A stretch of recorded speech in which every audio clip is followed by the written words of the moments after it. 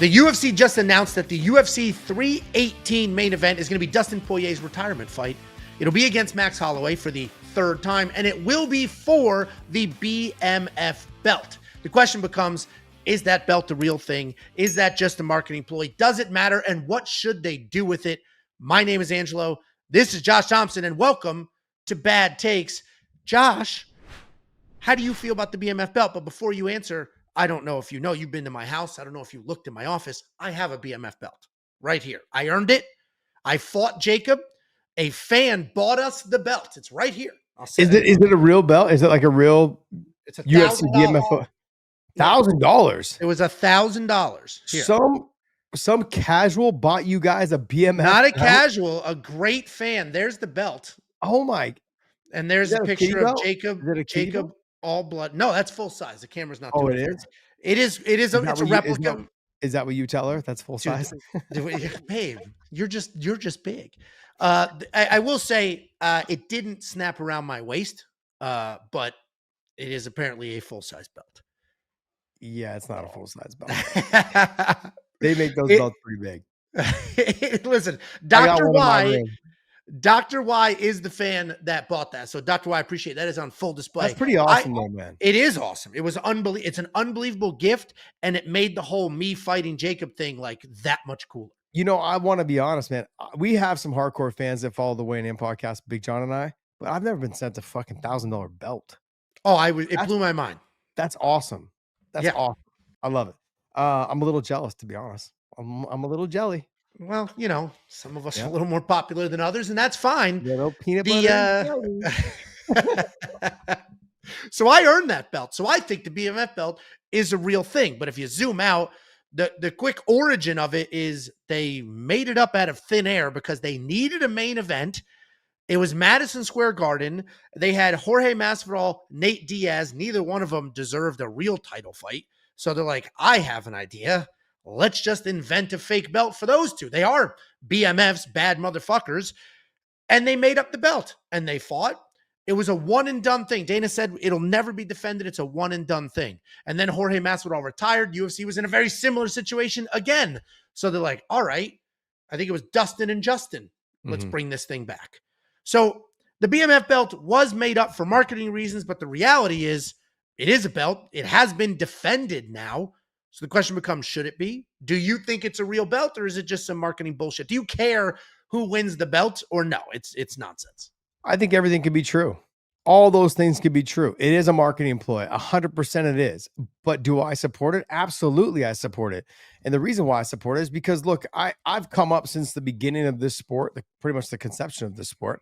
And I'm in that end of second into the third generation of fighters that helped create what the sport is.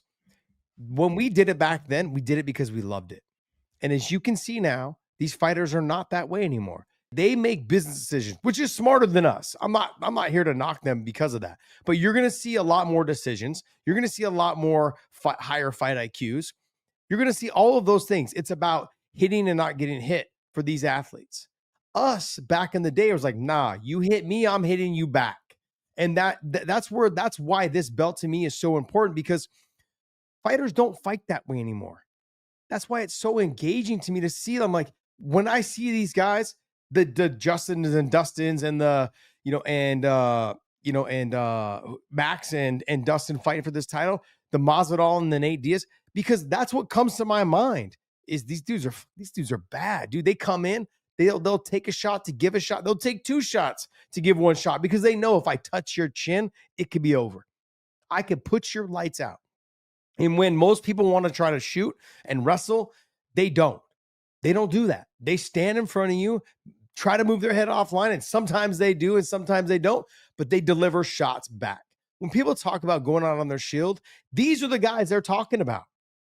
Not the guys like, no, this is a little bit of a jab, but not the guys that say, I'm going to die in there. I'm going to go, and then they go out there and then don't do that. We know who we're talking about. It just happened recently with somebody. I'm ready to go to war. You don't even know what war is, dude. Shut up.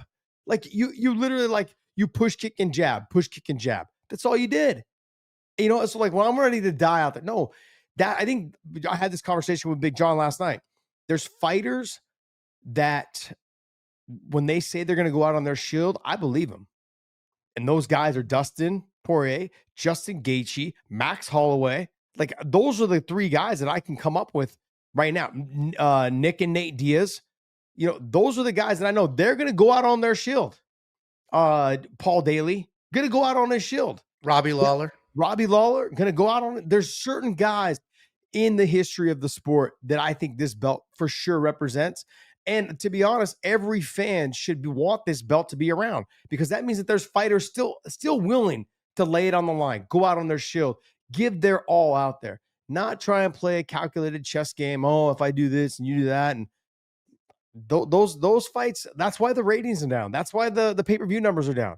People don't want to see that shit. They want to see two guys go out there and get after it, or two females, whichever one. So if we, that triggered an interesting thought. So every name we just listed for BMFs that we could think of is either retired or going to be retired in the next couple of years.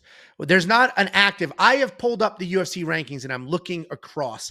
While there's a lot of badass fighters in this list, and there's a lot of people who have accomplished a lot, like Alex Pereira, for example. Alex Pereira had death touch forever, and he just lost an interesting decision.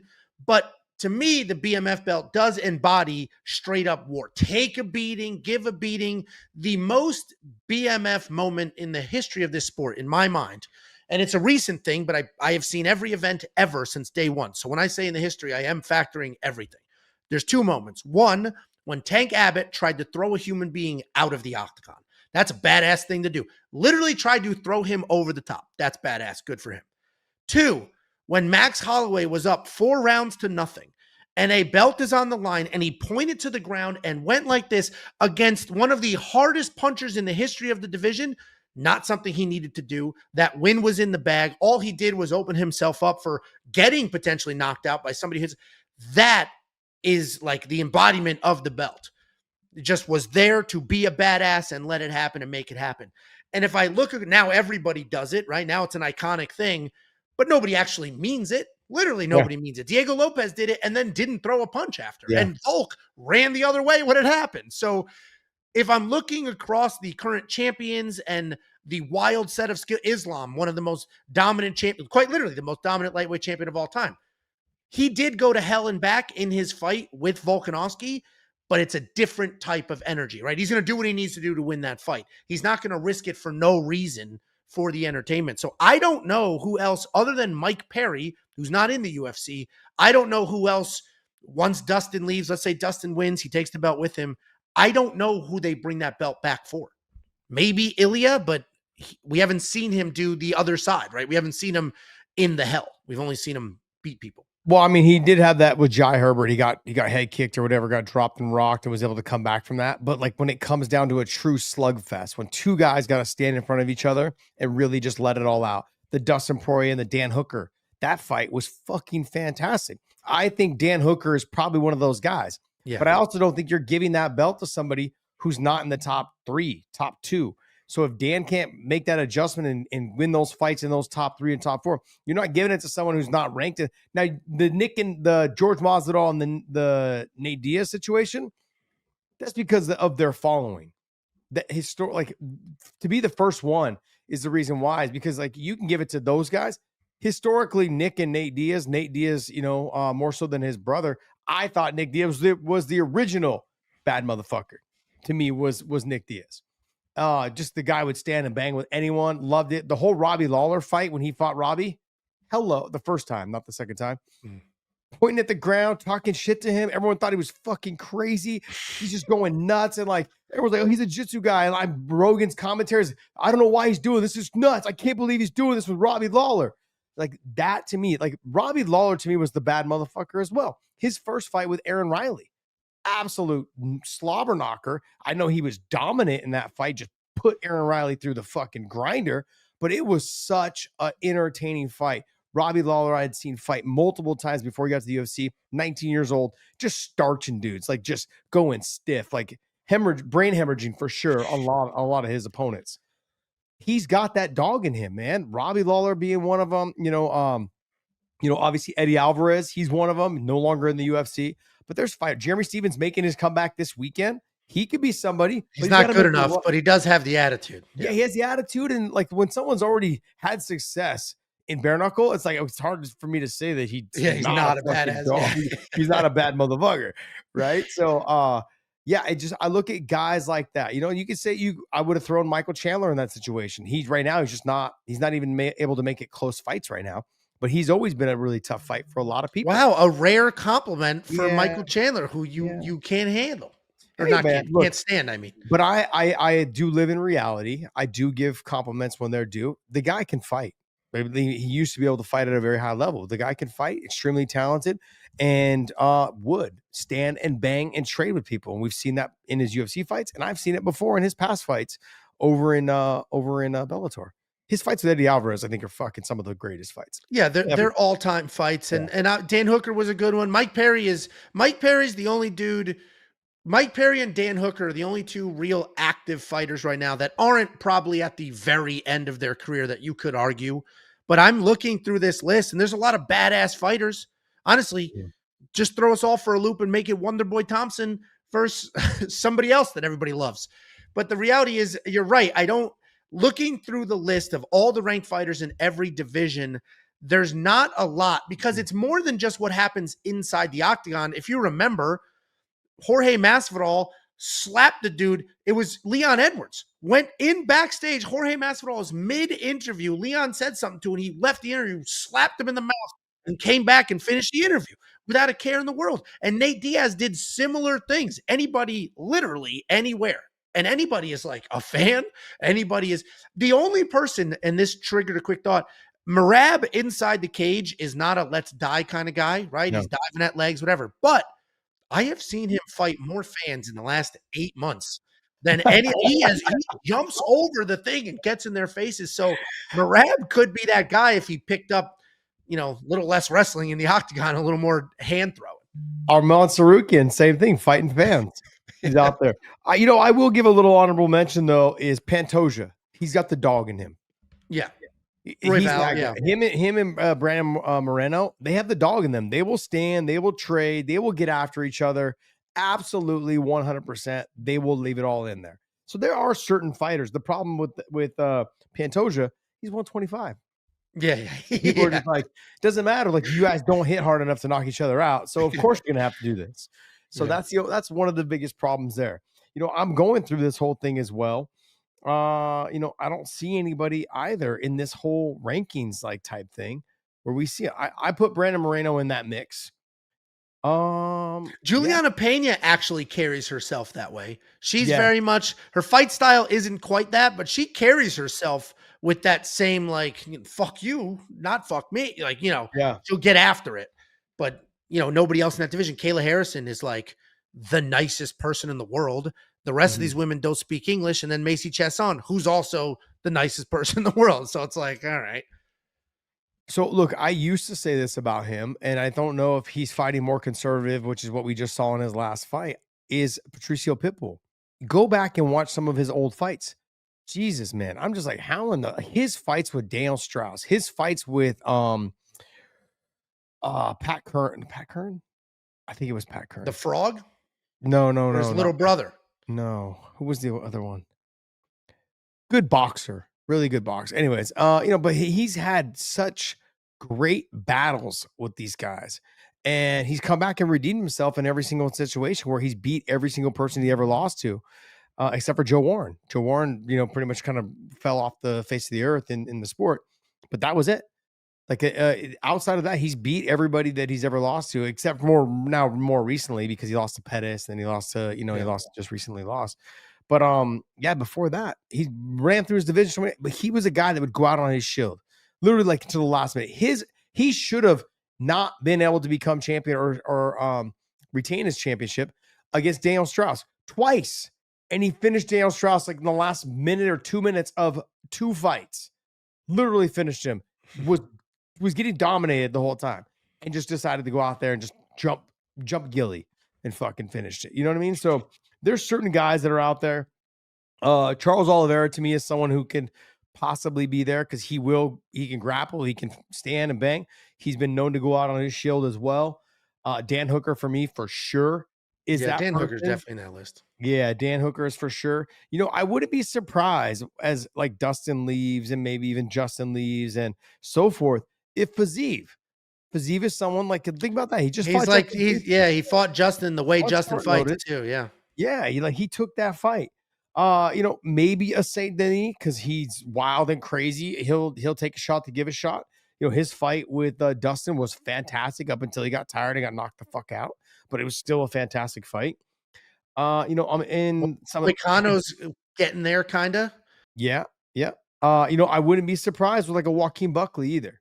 So I'm giving you guys some guys, a Jack Della Maddalena possibly, somewhere in there. That's pretty much it though. I had higher hopes for Paulo Costa, just never panned out. I was gonna say Paulo Costa carries himself that way. He's a lot more fun loving than like let's fight right now, right here. And he does get into wars, but he doesn't fight very often, and he's not winning the fights he's supposed to win. So yeah, look, we could possibly say that Carlos Prates could be the same way. He's just got to pull the trigger. So I think Ian Gary made it very difficult for him to pull the trigger because he was like trying to catch the chicken like Rocky. It's like, fucking come here, dude. Stop. Hold still so I can hit you.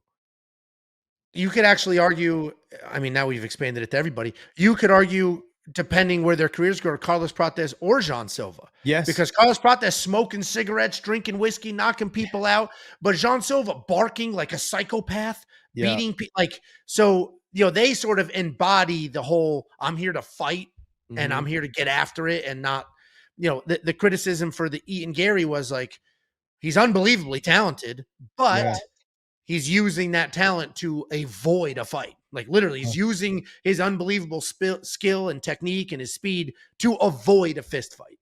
Where that's not what you're going to get out of a Dustin Poirier. Dustin Poirier's never played on the outside trying to avoid a fist fight. Yeah, and I think honestly, like what you're gonna have to do is find somebody that has had tough fights and that has shown that they have that in them, and that's very difficult to do. Because in this day and age, everyone's trying to fight high fight IQ. They're like, look, I want to hit someone and I get hit back. They're out there trying to collect those W's instead of trying to collect those knockouts. Yeah. And I've said this forever. Winning solves everything. So I understand if you want to have a high fight IQ and somewhat of a boring fight. Ian Gary to me is not an entertaining fighter. It's fun to watch him fight because he's so skillful. But to me, I'm like, he showed to me in the 5th round. He ain't got that dog in him. Crawling for his life to get to that cage. Yeah, he was on his knees trying to drag Prates down to like show respect. And Prates like, nah, man, I'm good. You ran through the whole fight. I couldn't catch you. So it's just in those situations, like Ian Gary's he doesn't have a dog in him. There's no dog in him. I saw it in the 5th round. It wasn't there. Yeah. So there's, if I go into some of these other ones, like I would say like a Jessica Andrade, she's got the dog in her. Sure. And that's no disrespect whatsoever. Obviously Weili, she's got the dog in her too. Her fight with what are you laughing at? What are you fucking laughing at? Because you said Jessica Andrade, she's got the dog in her. No disrespect. I took that as like, I'm not talking about how she looks. I'm just talking about yes. That's exactly what I meant. That's exactly what I meant. It just took a second. You don't normally go around talking about females as being dogs, right? Unless they're ugly. Like John Silver. Anyways.